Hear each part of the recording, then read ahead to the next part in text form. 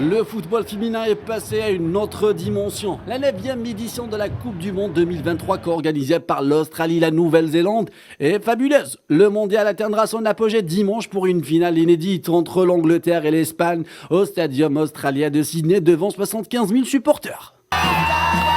Des moments mémorables et des participations honorables et même historiques. Les talents ont émergé et les fans n'ont pas pu résister face à la magie du football féminin. Les surprises ont eu lieu.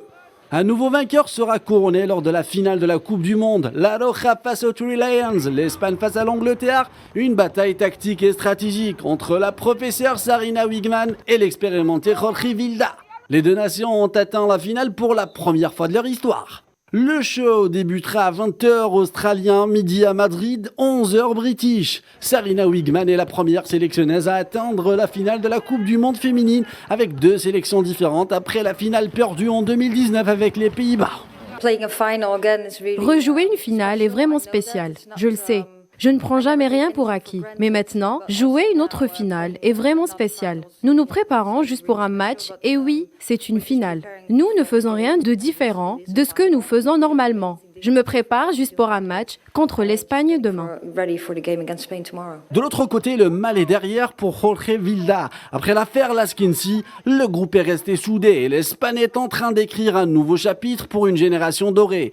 Les Rojitas ont battu les Suisses en 8e de finale. Les coéquipières d'Alexia Putellas ont éliminé les Pays-Bas en quart avant de surprendre le favori, la Suède, en demi-finale. Ce que cette équipe a, c'est qu'elle est une équipe. Ils sont nombreux ceux qui ont très bien travaillé, que nous avons évolué au cours des dernières années, que nous avons un mélange d'expérience et de jeunesse et que chacun apporte sa propre contribution. Les coéquipières des Latounes sont arrivées sans trébucher. L'Angleterre a battu le Nigeria en 8e de finale, a écarté la Colombie au quart et a fini par éliminer le pays hôte, l'Australie, en demi-finale.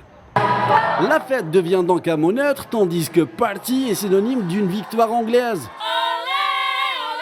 Et si vous entendez fiesta, sachez que le trophée est espagnol. D'ici là, le suspense s'installe, libre à vous de pronostiquer.